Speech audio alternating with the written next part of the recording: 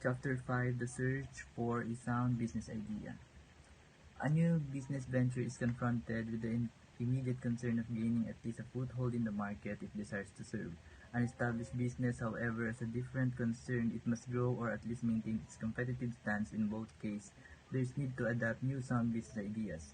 So, in this chapter, we're going to discuss new business ventures or the techniques and strategies on how we can establish a successful business. So, dito natin malalaman kung ano na ba yung mga strategies and techniques na pwede natin or possible ideas to grow our business successfully.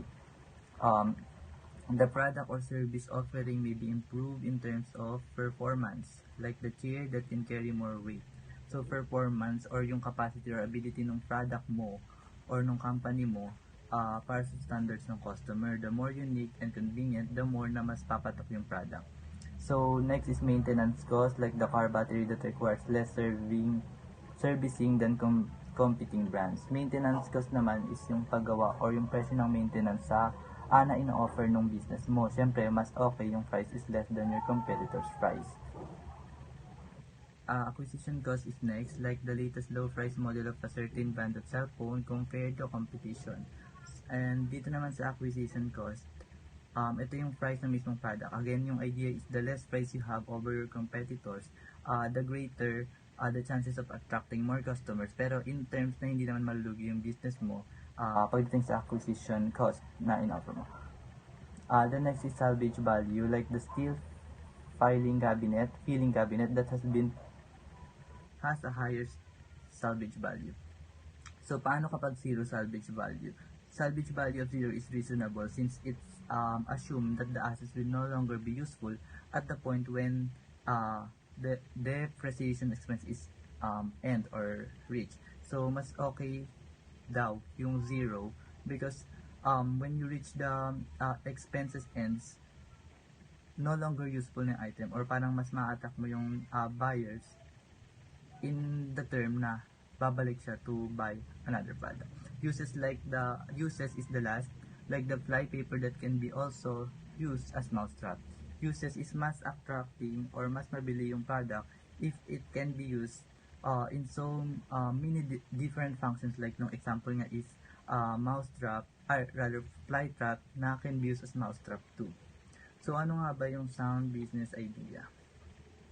A sound business idea may be defined as the economic opportunity which is within the reach of the entrepreneur and which will provide him with a desirable value. An entrepreneur who is well grounded in the concept of sound business idea will be able to save time, effort, and money in pursuing his goals. When an aspiring entrepreneur is confronted with a business idea, it is his best interest to determine its soundness. He should do it before committing himself financially and otherwise. Ano-ano ba yung mga factors? Complaints about the delivery and lost parcels have become more common. The situation was ripe for a business solution. Enterprising personalities recognized the economic opportunity and adopted a business idea to serve the people better. So the meaning ng sound business idea in short is an economic opportunity nga siya for entrepreneurships, which may include new businesses and ideas on how we can make a stable and sufficient demand. Kasi a business idea will not last if there is no insufficient demand for whatever product or services that we are contemplated. Business ideas differ in form. Examples of these forms are the following. An old type of business can be professionalized. Operations can be streamlined and better organized. So, old type businesses can be professionalized. Good example of this is yung McDonald's or yung McDo. We can see naman how their services, quality, and cleanliness satisfy their customers. So, more on how you make your business more professionalized in approach, like the quality of service you provide, kung gaano to ka-professionals. The food, products, and cleanliness is also a factor and considered important. Next is a standard product can be customized. This is what a recording company did when it produced -1 music and 3 pitch levels, low pitch, medium pitch, and high pitch. Ayan. So, more on organization and customization naman yung sa standard product can be customized. Still yung uniqueness and yung ideas nung product or yung paano mo siya binago or in-upgrade yung importante, the more unique and mas patok dun sa trend ng customization na ginawa mo, mas maraming customers yung tatangkilik. The next is new technology can be adapted to manufacture an old product. Other ideas, since we're in the age of fast-growing technology, marami ng bagong technologies, so we can use that for our advantage to use in our business. Gamitin natin to para mas mapalago or mas mapaganda pa natin yung ating business. The next is imported products can be replaced by local products. Importing products can be too difficult and expensive. So, some of our imported products na ginagamit sa ating business is pwede naman natin siyang palitan ng local product na lang if hindi naman talaga need na imported yung ginagamit. And one of the advantage of this is less expenses kasi for sure mas mahal yung imported kaysa sa local. And we can practice patriotism din or nationalism kung tatangkilikin natin yung sariling atin. The last is the business operations can be internationalized. When your business is growing, we can internationalize it. What's the meaning of internationalize? So, I'll give example, katulad nandito sa handout is Jollibee. Nag-start siya dito sa ating bansa as local, and since nag-success siya and continuing their success and ventures, so nag-extend sila or in-extend nila yung success nila sa ibang bansa, sa other countries. Nagsimula sa ating bansa and dahil nag-success, they extend it internationally to earn more profits and for popularity na rin. Kasi sa business, one of the important thing that we can use is popularity. Procedure in determining the best business ideas. Business ideas may be generated by anyone connected with the firm, but it is very important that the most applicable idea to the firm objectives and resources is chosen. As such, as procedure must be adopted.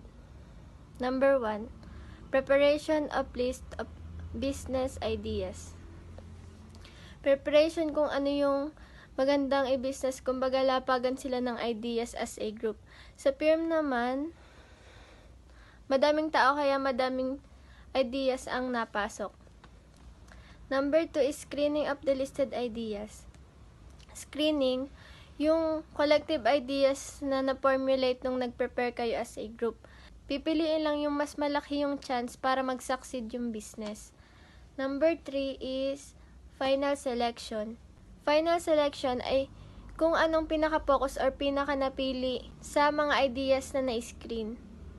Yung anticipated means ng search ng business idea ay yung bigla ang sumulpot na lang. Kumbaga may incident na natitrigger bigla sa utak mo na magandang business to. Methods of searching for ideas. Anticipated means when the entrepreneur find business ideas without serious effort, the method is referred to as an anticipated means. Number 1, the person's work. The person's work. Employees who are in direct contact with the customers are sometimes confronted with the demand for products or services that are not currently provided by the company. 2. The enterprising employee. This may be interpreted as an opportunity for entrepreneurship. Yung sa the person's work, kunwari nag-work ka tapos related to sa work mo, nag-branch out yung idea na ito para bang magandang expand na business kasi ito yung naging in demand para bang sa pag-pursue mo sa sideline mo. Ginawa mong main business mo. Sabay, dinevelop mo na lang as collective group. Nag-hire ka ng tutulong sa'yo para ma-cope up yung business. Number 2 is the person's hobbies. There are times when a person's hobby turns out to be a business opportunity. Example nito is, kunwari is mahilig ka sa sapatos. Na-discover na sa reselling yung sapatos, tas nag-boom yung business. Kasi may mga grail pairs na nagti-triple or times 10 pa yung value niya. Kaya yung hobby mo, ginawa mong business. From gumusto ka lang ng sapatos, ang ginawa mo naman is nagbenta ka ng sapatos.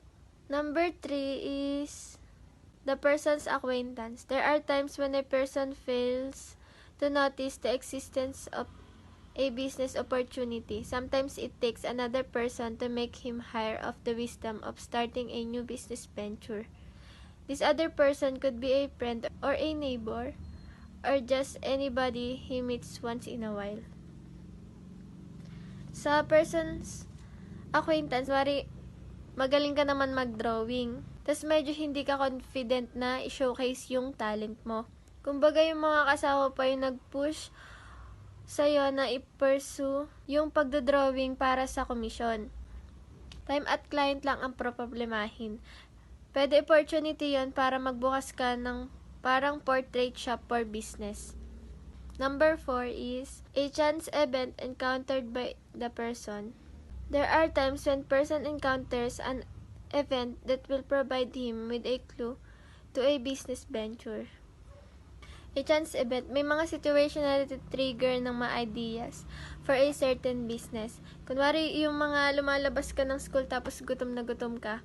Gusto mo magpares ka so walang parisan na malapit around the school. May isip mo na lang, what if may parisan dito? Business idea na agad yon. Deliberate search is yung nag-base kayo ng survey.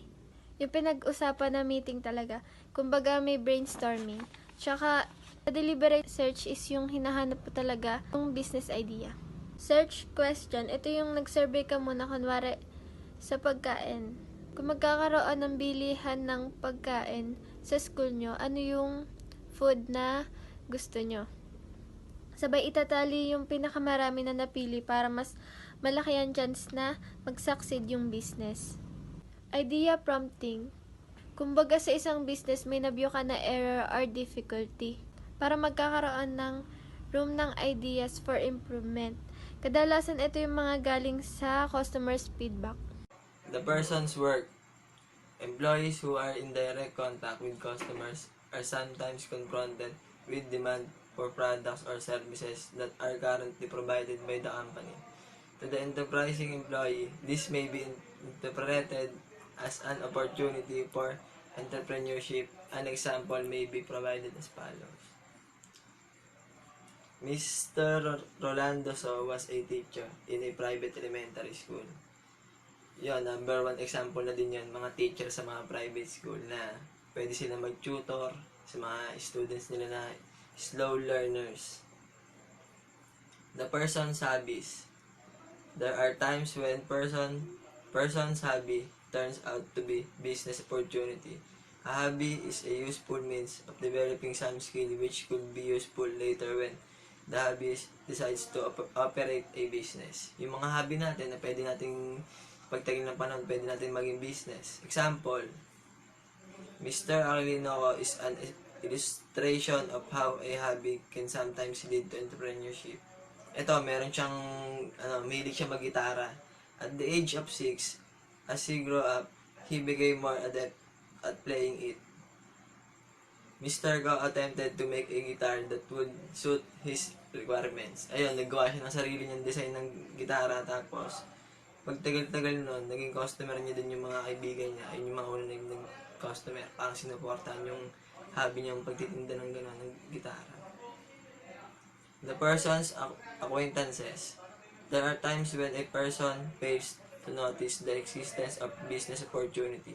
Sometimes, it takes another person to make him aware of the wisdom of starting a new business venture.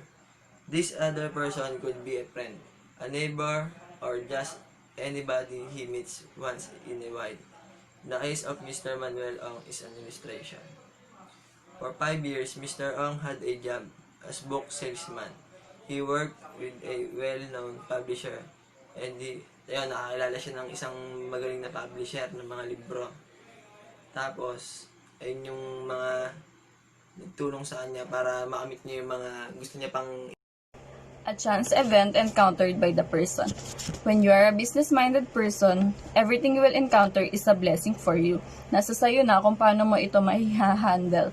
Like Mr. Lorenzo, he noticed that Batangas is not excellent producer of tomatoes, unlike in his hometown that tomatoes is really good.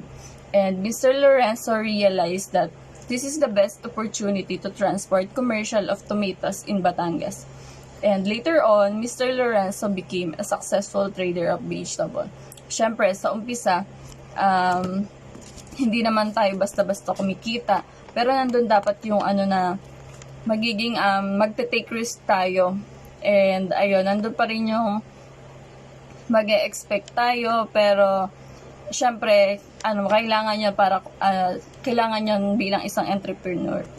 So, deliberate search, ito yung being deliberate means doing something carefully and hurried. Syempre, pag may business tayo, syempre dapat hindi tayo masyado nagmamadali.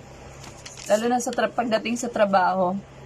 Kasi, syempre, kailangan mong ibuhos talaga lahat ng effort mo dun. So, using the search question, ito yung ideas are expected to provide answer to some needs. Ito yung yung kailangan masasagot mo lahat ng question ng mga customer mo bilang isang entrepreneur. And once na nasagot mo yun ang specific, doon mo na masasabi na yun yung tawag dun is search question. So, idea prompting, ito yung nag-share tayo ng ideas or tinatanggap natin yung ideas galing sa ibang tao. Syempre para mas mapaganda or mas mapabuti pa yung business na gagawin natin. So, pag tayo naman is business-minded na or entrepreneur na, pwede din tayo yung mag-share ng ideas sa iba, which is very helpful, syempre. Kasi by sharing the ideas, syempre ma-share din nila yung ideas nila and yung goals na gusto nilang mangyari. And syempre once na nandun na yung interest nila sa pagbi-business, syempre mabubuo na siya into career and ma-enhance and ma-expand na yung mga sarili nilang goals. Market feasibility. A market feasibility study determines whether or not a real estate market has the ability to support a particular development. Feasibility, ito yung yung kung gaano kadali o kahirap gawin yung isang bagay. And a business idea must pass the test of market feasibility. This means that there must be some positive indication about these two. Number 1, stable and sufficient demand, and number 2, potential competitive strength of the firm. So number 1, stable and sufficient demand. Ang isang business idea ay hindi tatagal kung merong kakulangan o hindi sapat na demand para sa mga product or service that is contemplated. Demands that remains constant or yung nag-show ng signs ng growth sa loob ng mahabang panahon, ito yung nag-i-indicate ng probability of market feasibility. Next is competitive strength. Ang isang business ay dapat may kakayahang makipag-compete sa current or potential competitors. The competitive strength of the competitors must be determined in terms of product, offerings, price, distribution methods, promotion methods, at iba pa. The proposed business idea ay dapat strong enough to withstand competition. Sources of market information. Information required to determine the market fit of the business idea may be derived from the following. Number 1, prior studies of the market or related markets by other companies, government agencies, and entrepreneurs. Number 2, actual polls of population samples representing typical customers. The means used include the following: mail questionnaires, advertisements incorporating feedback mechanisms such as mail responses, phone interviews, and personal interviews. Number 3, negotiations with prospective customers to solicit orders and determine whether or not they will actually buy. Technical feasibility is the process of validating the technology assumptions, architecture, and design of a product or project. Mas magiging mahirap ang isang business sa part na mako-convert na ng business idea sa isang real product or services na may sapat na dami at ganda ng quality. Anything can go wrong in the attempt to assemble the needed resources. Difficulties may be encountered in the procurement of materials and manpower. Production difficulties could take the form of unstable supply of materials, unreliable or fluctuating power supply, and others. Nevertheless, technical concerns such as those must first be cleared before subjecting the business idea to further consideration. Next is financing feasibility. Ito yung isa sa mga mahalagang dapat isaalang-alang pagdating sa isang business or business idea. Kailangan mayroon kang sapat na fund para sa mga finance operations. Kung insufficient, must be good credit standing in the community. Sa kabuuan, the source of financing include these three. Number 1, proposed owner savings. Number 2, relatives and friends. And lastly, financing institutions like banks. Financial feasibility. Ang isang business idea na nagpapakita na hindi siya mapagkakakitaan ay kailangan tanggalin. Kasi the purpose of entrepreneurship is to provide a source of income sa isang entrepreneur. Profit is the result of the financial feasibility of the business idea. It can be determined through an analysis of the financial prospects of the proposed business idea. This may be done in 2 steps. Number 1, the preparation of projected financial statements such as income statement, balance sheet statement, and cash flow statement. And number 2, the determination and analysis of financial ratios derived from the projected statements. Next is yung flowchart. Nasa taas yung business idea. Under none, prepare projected financial statements. Then under none, derive financial ratios.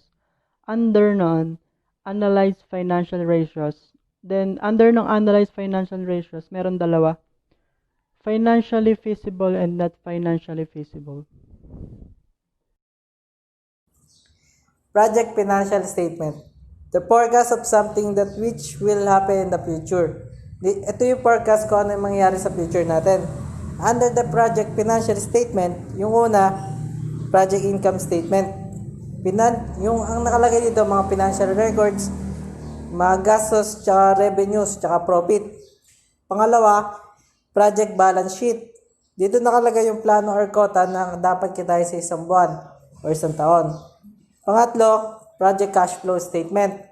Dito naman nakalagay yung plano or yung expected na income sa darating na future.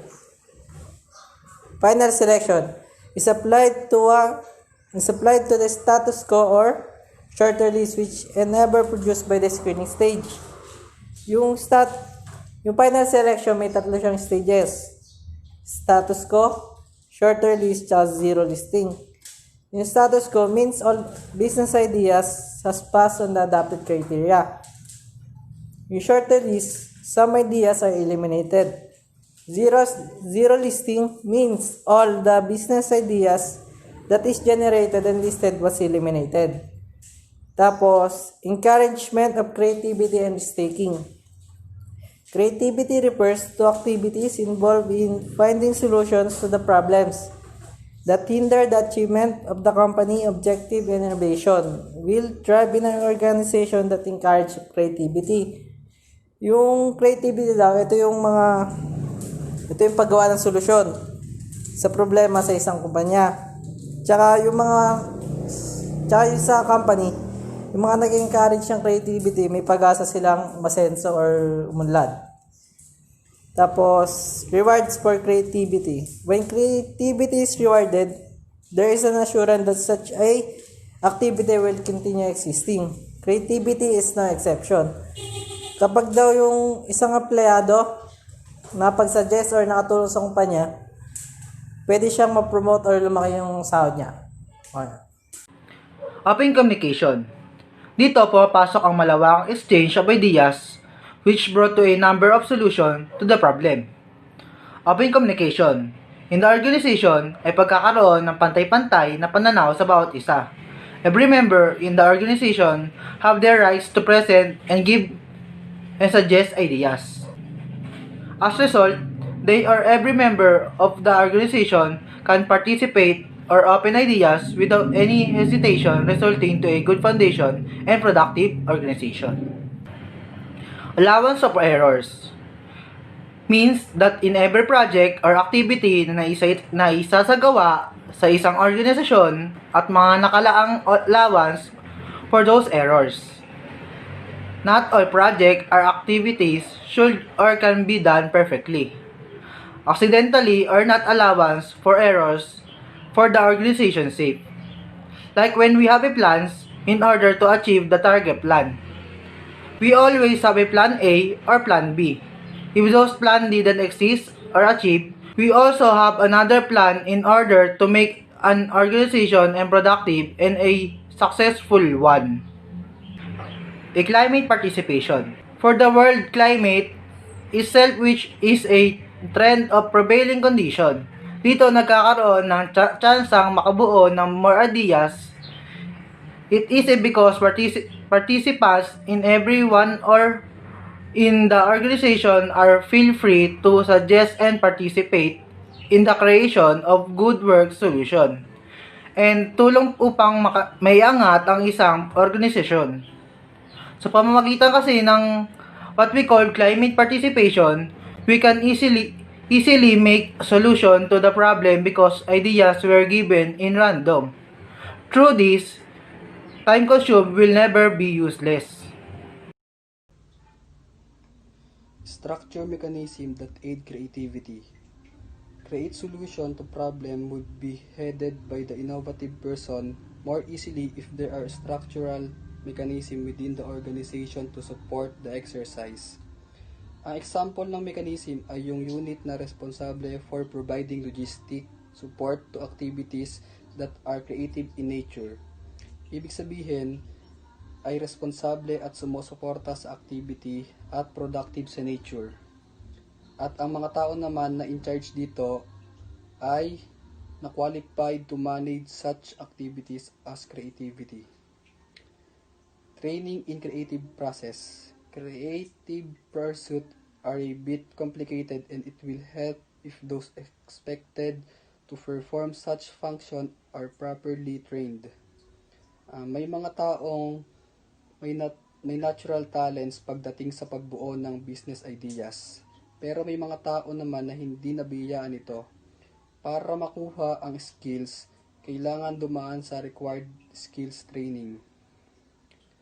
Flexibility.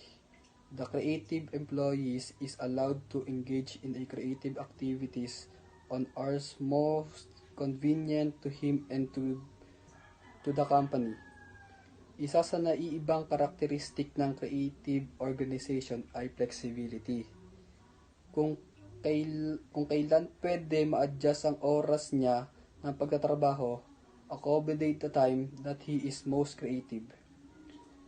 A part of adjustment is the time schedule. Flexibility may also be applied to the place of work.